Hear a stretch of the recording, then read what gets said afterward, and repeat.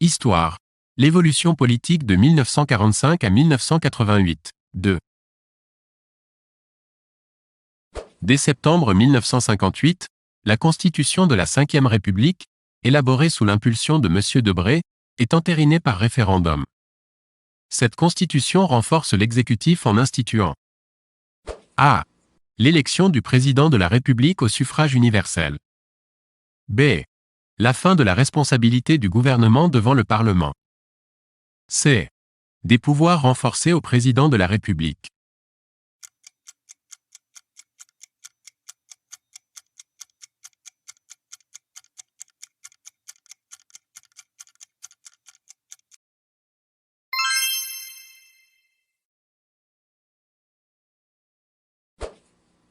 Les législatives de novembre 1958, au scrutin majoritaire, donnent une large majorité au parti gaulliste.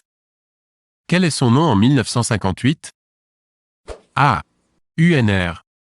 B. RPF. C. UDR.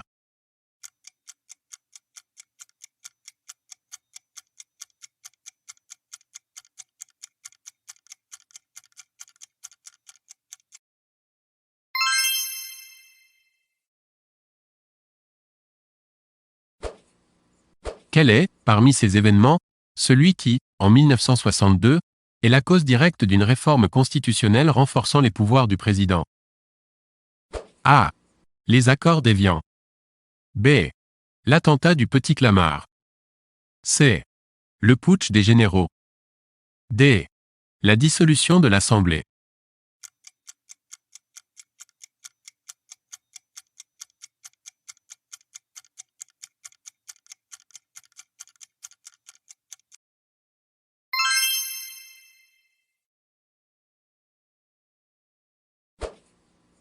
La mort de G. Pompidou le 2 avril 1974 avance les élections présidentielles qui amènent le septennat de V. Giscard d'Estaing, 1974 à 1981. Quelles sont, parmi ces réformes libérales, celles marquant ce septennat? A. L'abaissement de la majorité à 18 ans. B. La loi sur l'IVG. C. L'abolition de la peine de mort.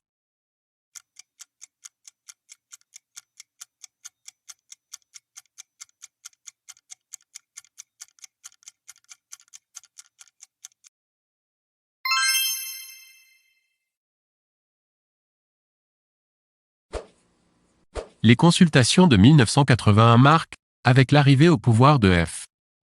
Mitterrand et des socialistes, l'alternance dans la Ve République. Elle dessine aussi un nouveau paysage politique avec A. Le recul du PC. B. La montée du Front National. C. La division de la droite.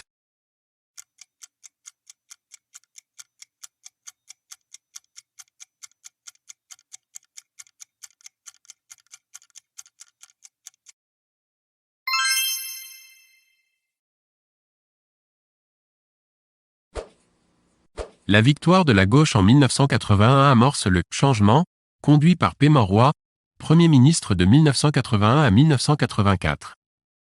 Quels sont les aspects durables de ce changement? A. La régionalisation. B. Les nationalisations. C. La politique de relance. D. Les réformes de la société.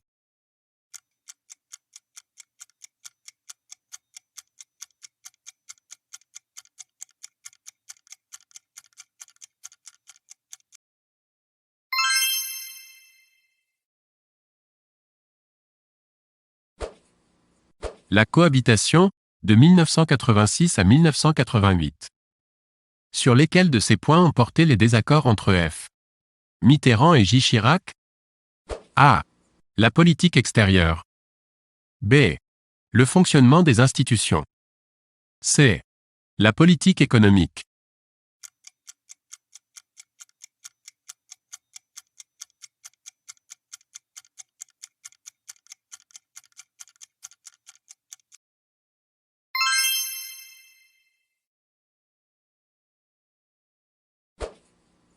La guerre d'Algérie donne le coup de grâce à la 4e République, le 29 mai 1958, à l'occasion de A.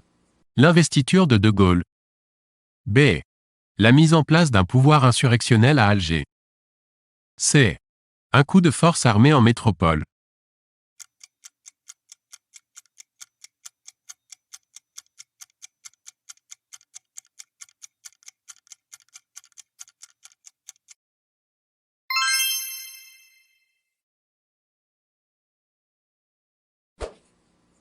Ces nouvelles institutions assurent la stabilité et, de 1958 à 1969, il n'y aura que 3 gouvernements. Quel est le premier ministre du premier gouvernement? A. Couve de Murville. B. Pompidou. C. Debré.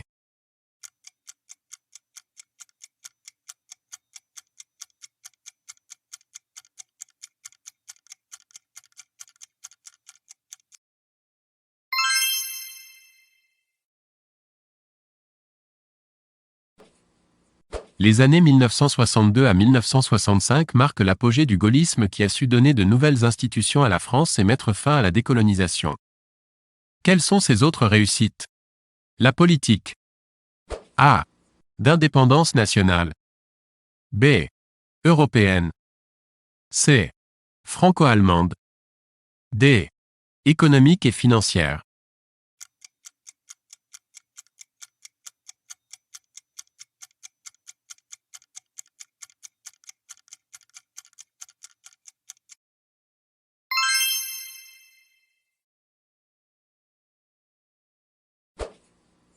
Quel est le plan qui, en 1958, permet de redresser la situation financière? A.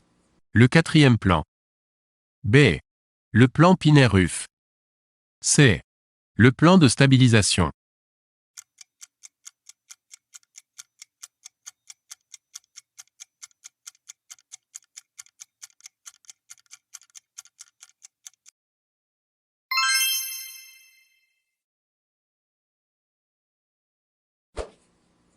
La période des 30 Glorieuses se poursuit sous la Ve République avec les aspects positifs suivants.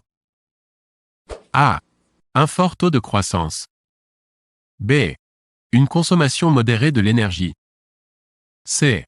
Un aménagement du territoire harmonieux. D. Une concentration des entreprises.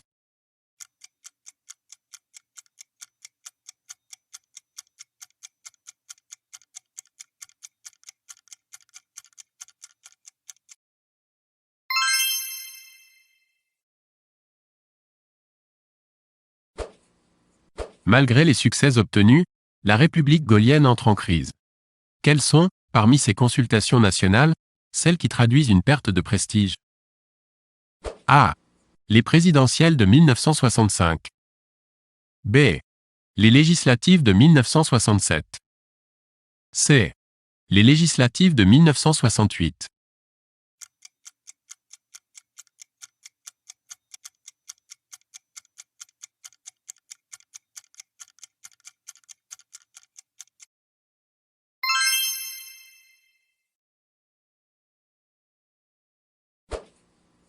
La révolte de mai 1968 marque le point culminant de la crise de la République gaulienne. Parmi ces événements, lequel est lié à la phase sociale de la révolte de 1968? A. La création du mouvement du 22 mars. B. Le meeting au stade Charles-Ty. C. Les accords de Grenelle.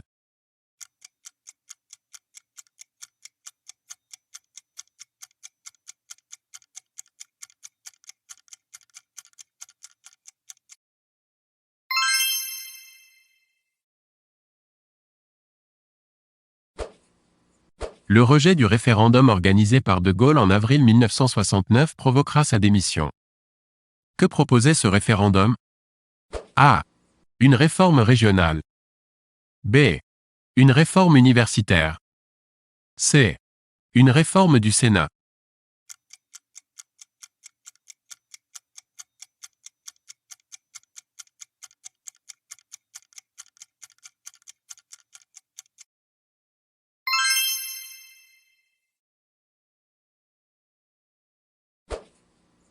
Pompidou, élu président en juin 1969, nomme comme Premier ministre Chaban-Delmas. Celui-ci entame une politique d'ouverture et de continuité, qui se traduit par une ouverture A. Du gouvernement. B. Vers la CEE. C. Sociale. D. Des institutions de la Ve République.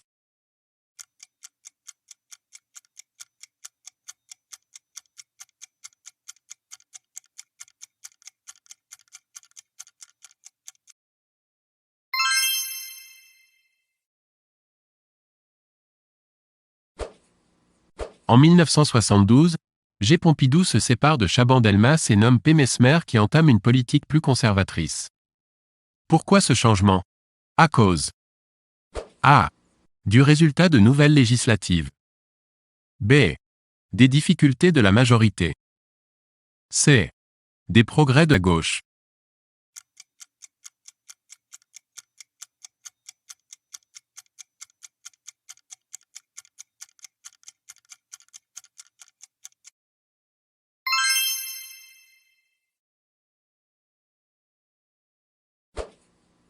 Herbar, nommé Premier ministre à la suite de la démission de J. Chirac en 1976, propose un plan de lutte contre la crise économique.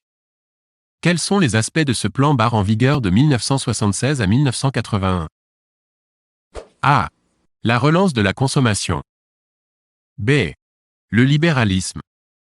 C. La maîtrise de l'inflation et du chômage. D. L'austérité.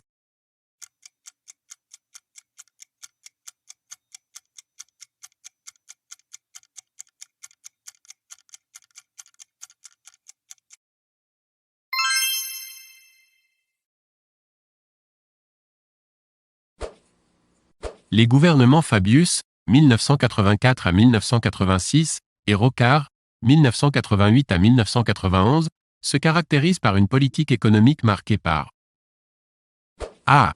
La rigueur. B. Une rupture avec les traditions de la gauche. C. Les difficultés sociales. D. La reprise économique.